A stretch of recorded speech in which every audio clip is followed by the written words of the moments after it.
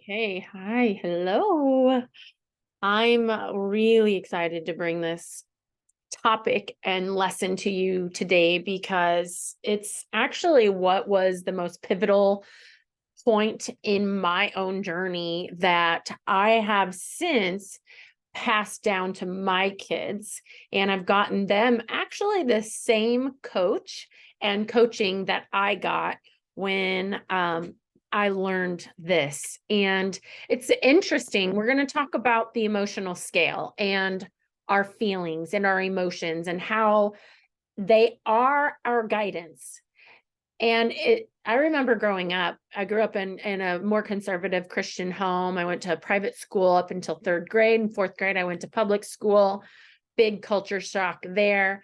And, we were taught the Bible and how the heart is deceitful.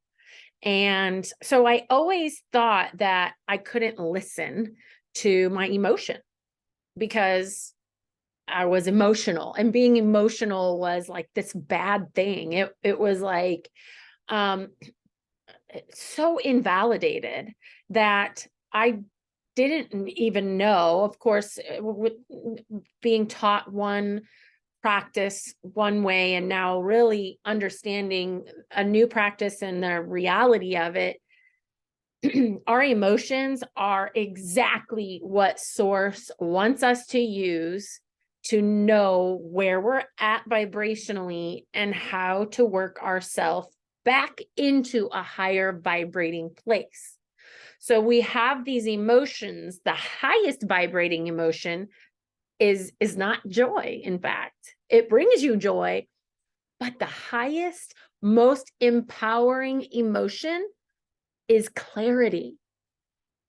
Think about clarity. Think about how when you have clarity, that gives you everything in the spectrum of joy, peace, excitement, abundance, hope, all of the beautiful emotions can really be felt when you feel and have clarity. The lowest vibrating emotion is disempowerment. And I always loved when I learned about the emotional scale, how empowering it was, because if I was unempowered or disempowered, I thought, oh my gosh, I've got to get to clarity. I don't think I can get there from here. I'm angry. I'm distraught. I'm confused. I'm lost. I'm frustrated. I'm revengeful. There were all of these lower vibrating emotions going on. And I mean, I was way down here to where I couldn't imagine even getting up to the clarity from where I was. And what my coach taught me, and I thought was very valuable, is if you can go from being disempowered to angry, you're doing better. If you can go from anger to revengeful, even better. Like I learned not to how to do this big jump, but I learned how to walk myself up the emotional scale. And that is the practice. That is what I'm going to talk to you today about, because, and I will give you a PDF of the emotional scale. You could Google it. It's everywhere. Some of the emotions are described a little differently, but they really are all the same. So I wanted to talk about how, and I've done this with a lot of different people who have been on support calls with me and are really struggling seeing things through a different lens because they're vibrating way down here, and that's okay. We can't get hard on ourselves for being way down here. It just is where you're at. And you can't have the good without the contrast of the bad. So when we have this low vibrating experience, we automatically are sending an ask, a desire out into the universe, even before we even know how we could articulate what that is. The universe already knows, okay, well, the opposite of what's going on is what she wants. So poof, there it is. Now, what's my job? I have to line up with that. And the only way I can line up with that is if I bring and raise my vibration higher and higher and higher. You know, earth and nature has a frequency.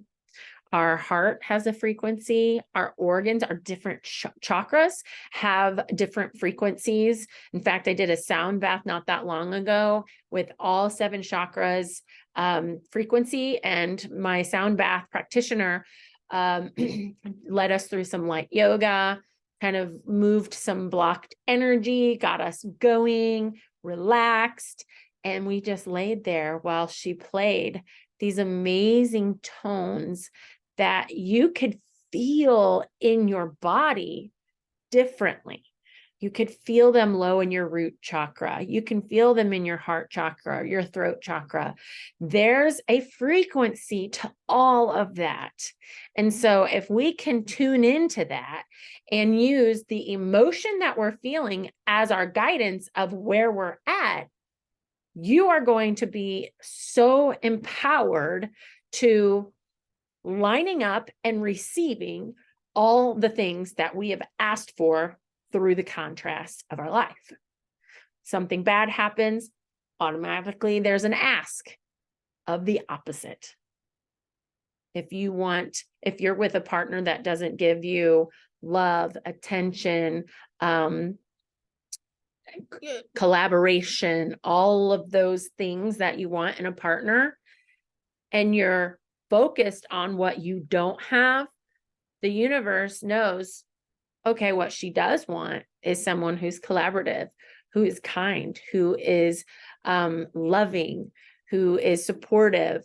And those things exist. They exist. Whether it's in the same partner or not, that's to be seen. It could be a natural deselection of that partner as you start walking yourself up the emotional scale, because you can't change other people. You can't change where they're at. You can't make them vibrate a certain thing. You can only control yourself. So when we control ourselves and we walk ourselves up that emotional scale, that's when we start to either have things fall away and have a natural deselection, and we start to line up with things that are what we asked for just by the nature of having the opposite of it going on in our lives. So there's that polarity, there's the opposite, there's the stick, and it's like you have the wanted and then you have the unwanted. And most of life is about sifting and sorting through what it is you don't want. I mean, I know my 20s were pretty much a whole lot of what I don't want. And that's how we discover and dial in more and more and learn a lot about ourselves on what we do want.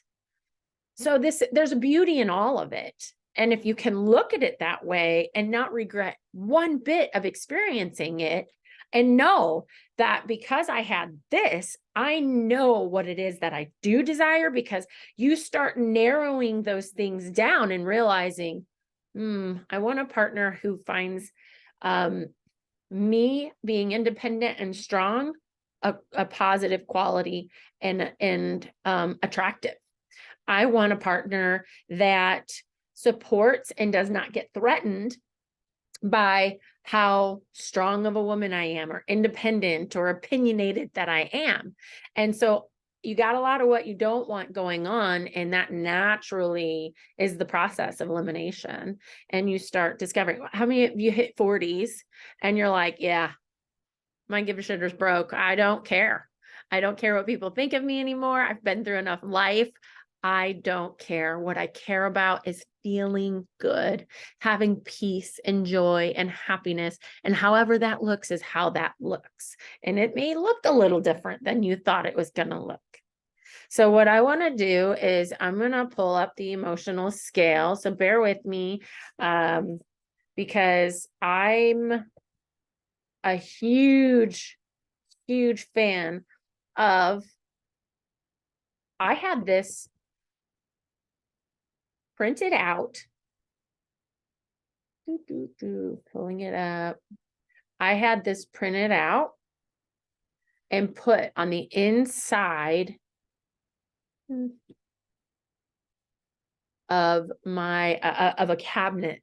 So, or the back of my, oh yeah, I had this really big walk-in closet. This was in my previous relationship that years ago.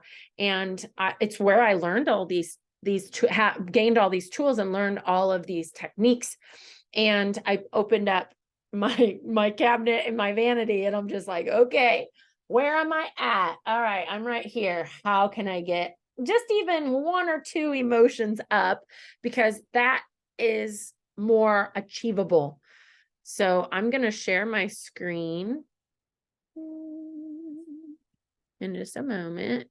And I want to show you, I close some of that stuff out. I want to show you what the emotional scale looks like, because I love it. Share screen. All right, all right. See here in the middle of this, where we've got down here, powerlessness.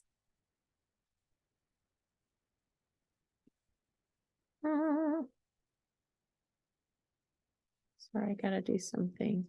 All right, there we go. I just want to make sure I was recording. I thought I wasn't. All right, we've got, see down here, we have powerlessness, and then that moves into insecurity, to guilt, to jealousy, to hatred, to rage, to anger, to worry, to doubt, impatience, irritation. Notice, even as I'm reading these, the vibration changes, just even how you feel when you hear that word and you connect to that emotion. So then we hit this kind of medium boredom emotion where it's not good, it's not bad, it's just very neutral. And then we start climbing into positive expectations, contentment. So, I'm content. It can go either way. Belief. Now, when you get into belief, that's when things start to really sink in. Then you get hopeful because that excitement gets there, and that enthusiasm and optimism comes in. Then that brings you happiness. And then there's passion. When you've got happiness, then you get eager. Then you have love and empowerment and joy. And ultimate is that freedom, that clarity. That is, and I'm going to attach this PDF to this lesson plan. There are a lot of other emotional scales that you can pull up, but this is where we live. Okay. And so I will use an example of mine. This will be a personal experience. When I was getting a divorce and I didn't know where any of our finances were, I felt powerless, completely powerless. And I was very insecure about my future. And then I felt guilty for not being more assertive to knowing those things. And then I was jealous because he knew everything and I didn't. And then that made me so angry. I hated him. And I had a lot of rage.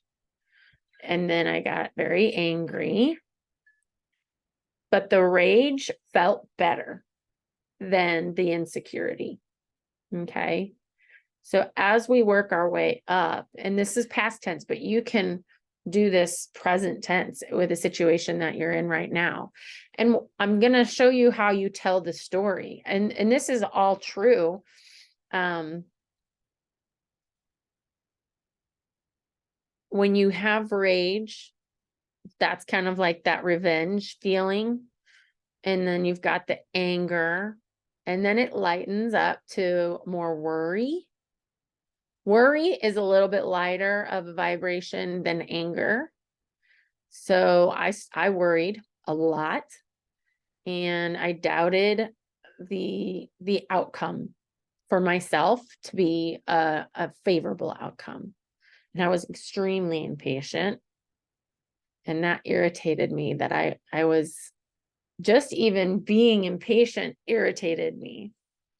But then just frustration with it not moving fast enough. Very pessimistic about the whole situation. And then you can be bored. You can be, which getting to boredom from pessimism, I think is a fairly decent sized jump. But I think it's a part of it, just it's a letting go. And it's like, you know what? I was pessimistic about it. I just don't, I'm so over it. It's kind of, it's like being over it and just frustrated. And then once you kind of relinquish it, you can move into, well, it's going to work out some point. It has to. This will be over at some point. And that kind of gives you a positive expectation. And then you're content with that for a while. And then something happens, and being in the contentful place is really good, especially if you started down here in the powerless space. So being content, even bored, is better. And then I started having a belief that, okay, this isn't going to go on forever. So that's kind of exciting. And I'm very hopeful that this is going to not be my life for the rest of my life. And that brought me a lot of happiness and enthusiasm about what I was doing, even just with myself. And then there was this passion and eagerness to continue on giving myself that attention and time, and really just letting a lot of that go, where we let that go around boredom. And then as I started to get eager and have more passion, that felt empowering. And I loved that. And boy, that brings you joy and then ultimately freedom. So if you notice how I told a story, it's all true, but I didn't ruminate down here in this powerless insecurity. You know how we can ruminate about things? We can mull over and beat the drum of frustration, anger, impatience. And guess what you're going to get more of? Are people who are vibrating at that same place. And that's just, that's an ick vibration, an ick feeling. That energy is really heavy. And so if you're frustrated, and then you can move yourself up to, you're frustrated, but, and you're pessimistic about it coming, but then you can move into contentment, or no, boredom rather. And I'm like, fine, I just want to let this go. And then something can happen where you're just in this boredom place, where then that releases that trying to figure it out and wrestle it to the ground. You're just like, whatever, I'm bored. I give. And then you can start moving into the higher vibrating frequencies in your emotions. And I'm telling you, it changes everything. Think about how that affects you physically. Imagine going through a breakup and you don't eat for days, and you're depressed, and you're on the couch, and you're just kind of wallowing in this. And then you get a text, I want to talk, or I think I made a mistake. And guess what happens? You perk right on up. You didn't have any food. You didn't have sleep. You didn't have any water. But suddenly you have this burst of energy. It's because the emotions and the energy of the emotion perk us up. Look what happened to this person physically. They got up, they went and took a shower, brushed their teeth, fixed their hair, got clean clothes on, all because their emotion changed. So that is an example of how powerful our emotions can affect our physical. So physically, when we are dealing with things, think about, what does this necessarily have to do with my emotional state right now? And start becoming aware and paying attention to your emotions and your physical state and how they go together. There's a great book called Heal Your Body by Louise Hayes. I was actually just looking at it today. I was looking at sinus infection and sinus headache and what that means emotionally. And it was spot on. And so I highly encourage you to start looking at, what do I feel right now? And being just very honest with yourself. Okay. You don't have to judge it. You don't have to push against it or try to, oh, I don't want to look at that right now. It's healthy. It's good. You need to know where you're at, and it's okay to be rageful. It's okay to feel the powerlessness. What's not okay is that you stay there. And so with this lesson, I want you to print out that emotional scale.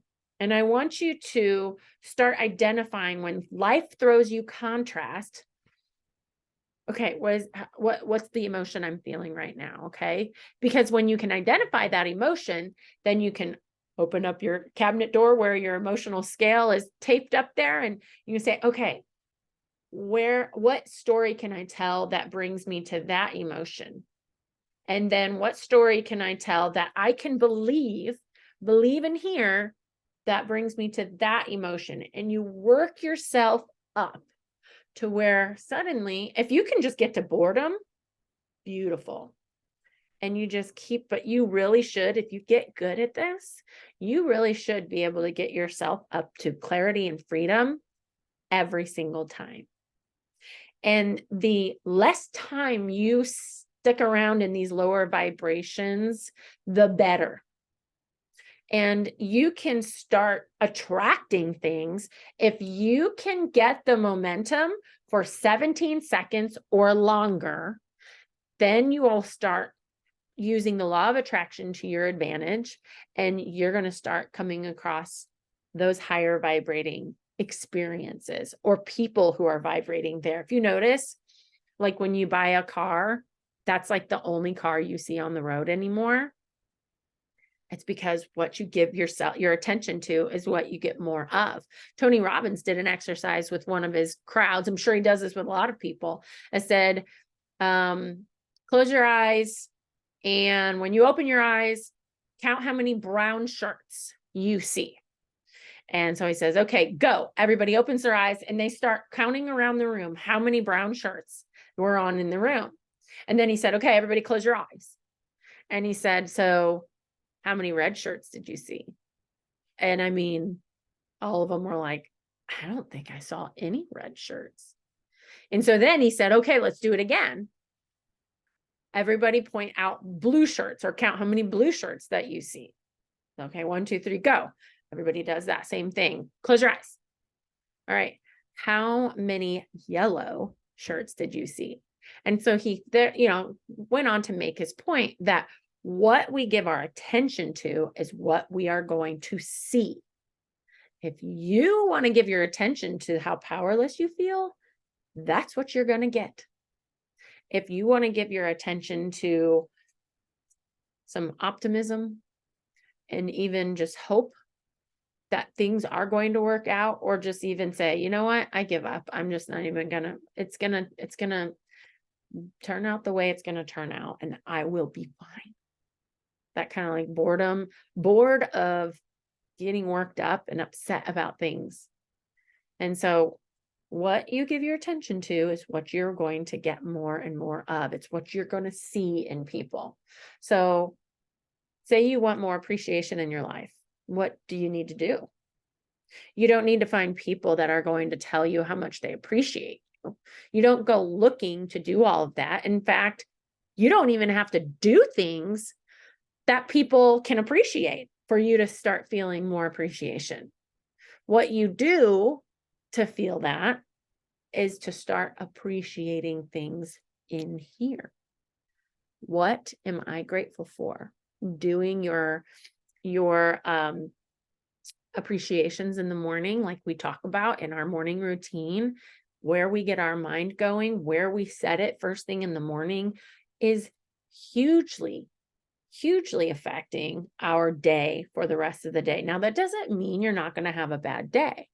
But what that does mean is when life throws you contrasts, you're either not going to get fazed by it, or if you do recognize it, you can respond to it appropriately, or you can completely turn it around and turn a not so great situation into a fantastic situation simply because of how you responded. But where you are at is, it dictates how you receive things. So I remember I was married and my spouse just always kept telling me how unappreciated he felt. And I just thought, my gosh, I tell you thank you all the time and how much I appreciate this and this and this and that. And he couldn't hear it.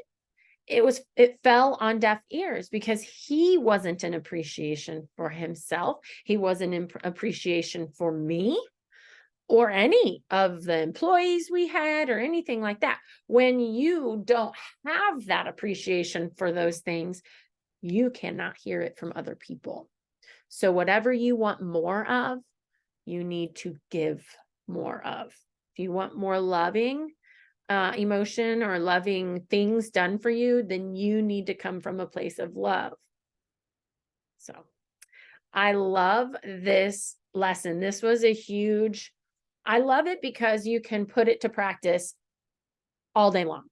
I mean, we walk around with our emotions. I do, on my sleeve. And I don't want to be an emotional roller coaster person. I want a very high EQ, emotional intelligence. And I have gotten a high EQ to where things don't faze me. Not to say things don't get to me, but they get to me so much less because I am so empowered that if something does trigger me, I know exactly what to do. I know exactly how to get myself out of that low vibrating place. Walk myself up that emotional scale and it works. I'm telling you, it works. And eventually you won't have to look at it. You just know how to get there. You've done it over and over enough times. You know what the next emotion is. You know how to walk yourself up that scale. So I have taught these things to my children, and I go over it and over and over it, even when they were little, because they may not have understood the emotion has vibration, but I do actually think kids get that more than adults. In here, they get it. But if they can learn this from a very young age and you can pass this on to your children, this is going to save them from depression, anxiety, even worse, getting into a place of being suicidal. The thoughts that we keep having, it's just belief. Our belief is just it's just a thought we keep thinking over and over. So what do we think? We have to change our thinking. And this is a fantastic tool on how to do that. I hope that was something that resonated with you, and would love you to reach out to me in any capacity if you want to discuss it or you want help walking yourself up the emotional scale. If you have a situation where you're just like, you're kind of stuck, please, please, please reach out. I am here for you, and print that emotional scale out and put it to practice. You're going to have, this is, life gives you plenty of opportunity to practice this walking yourself up, and you're going to get really good at it really, really quick if you apply this tool.